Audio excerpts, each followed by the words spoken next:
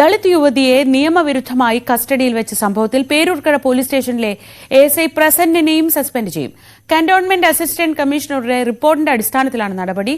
Custody നിയമവിരുദ്ധമായിരുന്നുവെന്ന് ഈ റിപ്പോർട്ടിൽ വ്യക്തമാക്കുന്നുണ്ട്. നേരത്തെ പേരൂർക്കട എസ്ഐയെയും സസ്പെൻഡ് ചെയ്തിരുന്നു. വി അരുൺ വിവരങ്ങളുമായി.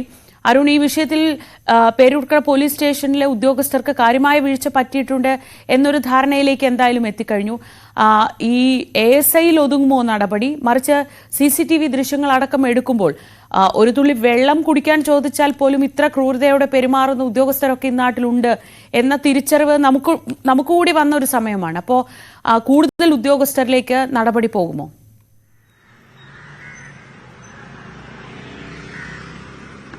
ശ്രീജ, ജനകീയ പോലീസ് എന്നും ജനമൈത്രി എന്ന ജനങ്ങളുമായി ചേർന്ന് നിൽക്കാൻ ഒരു സംവിധാനം കൊണ്ടുവന്ന പോലീസ് സേനയൊക്കെയാണ് കേരളം. പക്ഷേ തികച്ചും പ്രാകൃതമായ നടപടികളാണ് ഈ പേരുക്കട പോലീസ് സ്റ്റേഷനിൽ ഉണ്ടായത്.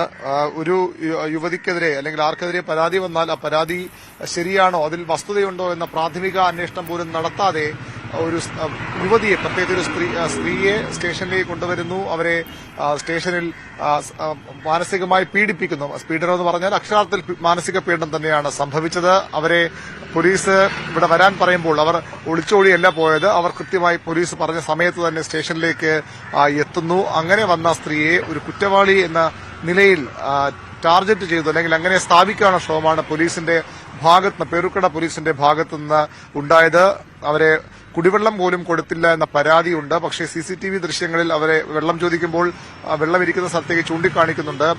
ശുചിമുറിയിലേക്ക് പോയി വെള്ളം കുടിക്കാൻ അവരോട് പറഞ്ഞു എന്നാണ് അവരുടെ പരാതി. അതിൽ അല്പം കൂടി വ്യക്തത വേണമെന്ന് പോലീസ് പറയുന്നു. അതെന്തു തന്നെയായാലും മറ്റു കാര്യങ്ങളിൽ ഒരു സ്ത്രീയാണ്, സ്ത്രീയെ കസ്റ്റഡി എടുക്കുമ്പോൾ അതിനുള്ള നടപടിക്രമങ്ങൾ പാലിക്കേണ്ടതുണ്ട്. രാത്രി ഒരു പോലീസ് സ്റ്റേഷനിൽ സ്ത്രീയെ കസ്റ്റഡിയിൽ വെക്കേണ്ടി വന്നാൽ ചെയ്യേണ്ട നടപടിക്രമങ്ങളുണ്ട്. നിയമം കൃത്യമായ കാര്യങ്ങൾ വ്യക്തമാക്കുന്നുണ്ട്. അതൊന്നുമില്ലാതെ ഒരു സ്ത്രീയെ കസ്റ്റഡിയിൽ വയ്ക്കുക, അവരെ ആ രീതിയിൽ കുറ്റവാളി എന്ന മുദ്ര കുത്തുക, ഒടുവിൽ എന്താണോ അവർക്കെതിരെ ഉന്നയിച്ച ആരോപണം അത് ശരിയെന്ന് തെളിയുമ്പോൾ ഇനി ഇവിടെ വരരുത് എന്ന് പറഞ്ഞ് ഭീഷണിപ്പെടുത്തി ഇറക്കി വിടുക, അങ്ങനെ ഒരു തികച്ചും പ്രാകൃതമായ ഒരു സമീപനമാണ് ഈ വിഷയത്തിൽ പേരൂർക്കട പോലീസ് സ്വീകരിച്ചത്. അത് മുഖ്യമന്ത്രി, ആഭ്യന്തര വകുപ്പിന്റെ തലവനായ മുഖ്യമന്ത്രി അടക്കമുള്ളവർ തള്ളിപ്പറഞ്ഞു കഴിഞ്ഞു. മുഖ്യമന്ത്രി പറഞ്ഞത് പേരൂർക്കട പോലീസിന്റെ ഭാഗത്തുനിന്നുണ്ടായത് വീഴ്ചയാണെന്ന് മുഖ്യമന്ത്രിയും സമ്മതിച്ചിട്ടുണ്ട്.